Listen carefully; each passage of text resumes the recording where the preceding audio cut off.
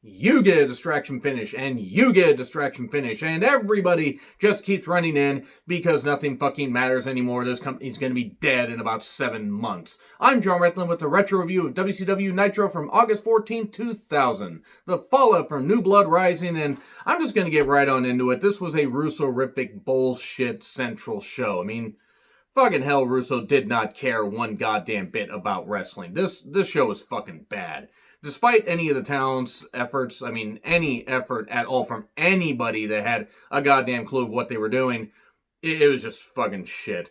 Okay, Shivani immediately asking, are we on the air? Because Russo is cutting a promo saying, a month ago I told people that a certain individual would not be here anymore, and you all know who the fuck it is.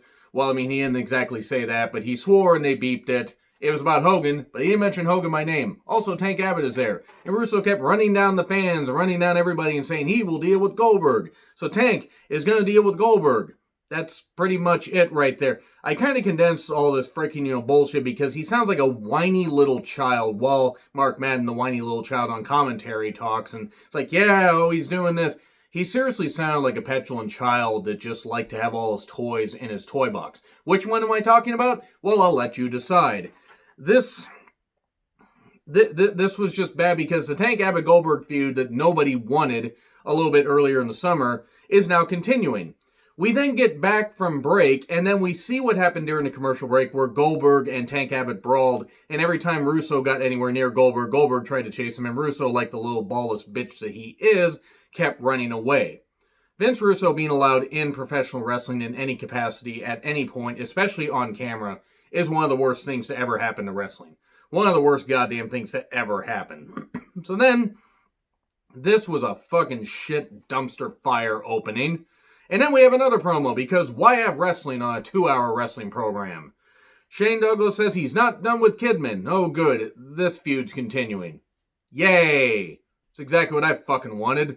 To watch an out-of-shape, Shane Douglas that couldn't really do anything in the ring anymore. He cut a great promo, but he couldn't really wrestle anymore.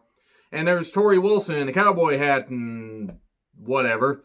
So, Kidman and Vito versus Shane and Reno. Okay, so you had 12 minutes of promos. 12 minutes of promos. Match is over in 3 minutes. Over in 3 minutes. And Vito hits a splash to pin Reno, and then Douglas gets handcuffed. He gets beaten down, but then the perfect event, and then Jindrak and O'Hare as well. So Palumbo, Stasiak, Jindrak, O'Hare, they all run down in jeans, sponsored by Levi's or Bugle Boy jeans. I have no goddamn idea. They might as well have gotten a sponsor out of it. Maybe they were a Canadian jean company because they were still in Canada for this. And yeah, it was just a fucking beatdown. And then Miller and the Filthy Animals are backstage. And this show was nothing but run-ins and nothing but a bunch of bullshit. It was just so fucking bad. I complain a lot about, the current wrestling product, what WWE and AEW are doing, whatever, and even like the blase stuff with New Japan. But boy, my God, even with a crowd, this crowd was sitting on its hands most of the time. They were like, what the fuck? What are we even watching? It's not even wrestling anymore. Whew. Maybe older wrestling wasn't necessarily the best thing. Fucking Christ. Why was Disco Inferno allowed on TV? Why? Why was he ever allowed on TV? David Flair's out there babbling. Because it was right after New Blood Rising where they had the mud pit, ROTC match between Major Guns and Miss Hancock. Where Miss Hancock was clutching her stomach. Oh, God. David Flair should have never been put in front of a wrestling, audience or camera or anything because he tried. Bless him, he tried. But it wasn't any good. Major Guns goes out there and says, I'm so sorry, I don't know what happened. And he's like, what'd you do to her? And he yelled at like 50 times. And Miss Hancock comes down, wait, David, it's because I'm pregnant. Cue the dramatic pause, for the soap opera and everything. And oh no, what's going to happen to their baby? Tune in next week on Days of Our Nitro Lives. Whew. Then they celebrate. And this isn't the end of it. David Flair versus Buff Bagwell in the DNA match. To determine who the father of the kid is. Russo liked to book pregnancy angles, didn't he? Remember the Terry Runnels miscarriage angle? Remember that? I felt so bad for Terry Runnels. That was so fucking callous and so fucking stupid. And this, unfortunately, I think was a little bit worse, because that was something that went on for a few weeks. It was a terrible way to end it, the way they ended it. I'm not even going to say it here. Same night that Mick Foley won the world title, by the way. Yeah, that's the kind of car crash bullshit TV they were doing. But, yeah, they're celebrating everything. And then Lance Storm is out here to praise Canada, and then slam the U.S., and then Miller's out here to embrace the booze and says, well, he calls him a Power Ranger and says, hey, you're going to defend the U.S. title against Mike Awesome. Well, the Canadian Heavyweight Championship. So we get a couple minutes into this match, and then Miller gets, pulled out of the ring. We get Jacques Rougeau in there, and then Carl Alouette, who would become the future PCO. And they interfere, and then Miller gets confused. He doesn't know what's going on. Here's Elix Skipper, and Elix Skipper attacks Ernest Miller while Storm has Awesome in the Canadian Maple Leaf. And then Alouette takes the he takes the hand of Mike Awesome and does the tap out thing. And because Jacques Rougeau still has the referee shirt on that he apparently did not change out of in New Blood Rising, or from New Blood Rising, that's it right there. And then suddenly Team Canada is formed. Carl Alouette is suddenly the hardcore champion. Elix Skipper is the cruiserweight champion. I'm going to miss seeing Lance 3 belts. Carl Alouette also was not on the show after this because I think it was something about not being able to work in the U.S. or not wanting to work in the U.S. at the time. Because he he had a match a little bit later. I'll get to that here. Yeah, Miller then says, oh yeah, by the way, you guys are going to defend those titles.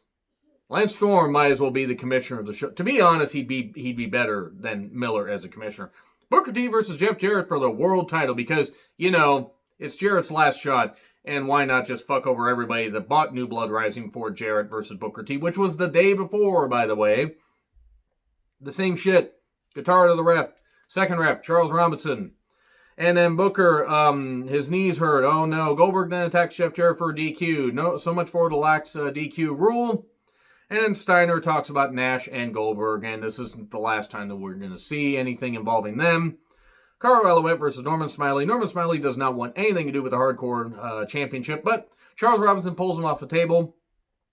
Carl Alouette goes through the gut. I hope I'm pronouncing his name right. Sorry if I'm not. He goes through the table, and then Norman Smiley lays back on him 1, 2, 3, but doesn't want the Hardcore Championship. To be fair, the WCW Hardcore Championship was absolute shit, even with the talent involved. And then Nash is cutting a promo, says he wants Russo drug tested because he has to put his number one contender shot that he won at New Blood Rising the day before against Scott Steiner. Because why the fuck would, Vince Russo care about anything? Why would he care about anything good? He certainly doesn't. Also, I still don't think that those kids are actually his because no man with no balls and a dick could actually father children. So his wife has some explaining to do. Even though she was smart, to go with somebody that could actually, father children and actually maybe raise them properly. Maybe they'll be raised by people on the goddamn moon. I don't know what I'm saying any goddamn more. I hate Vince Russo and I'm at a loss for words. So, the filthy animals say some shit.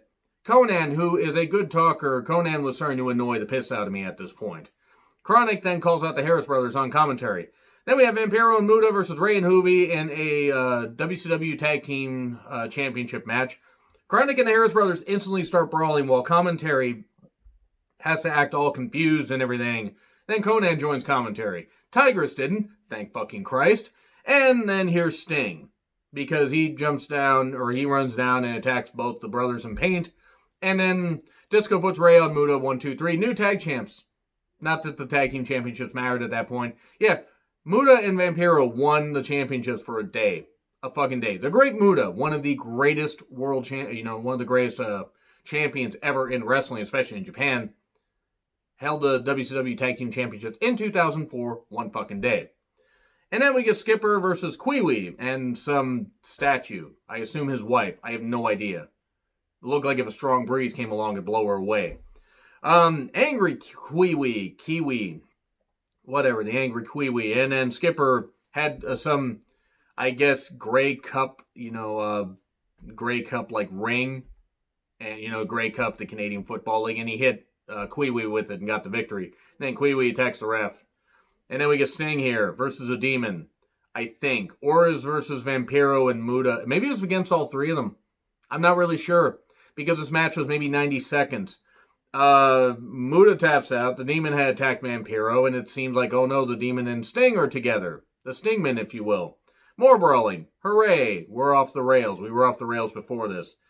And then some guy was just slumped in the corner, got knocked out, while Muta and Vampiro had Sting in the trainer's room. Muta tried to stab him with something, pliers seemingly, and the Demon fought them off with a bat.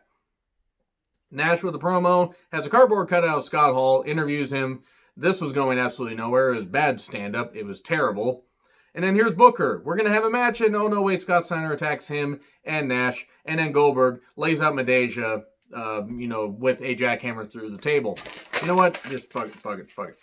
There. That's all I got to say about that. I don't even think that landed the goddamn garbage can. That's how irritated I am. This is... Fucking hell. I got 7 more months of this. The reason I'm doing this is because you guys enjoy hearing me rant about this stuff. But fucking hell, WCW, a once proud company, was fucking dying at this point. Thank God I only have about 2.5 more months of Russo's fucking booking before that fucking shit's over. But anyway, agree, disagree what I said. Like, share, subscribe, Twitter handle in the description. I'm John Ritlin. I'll see you soon.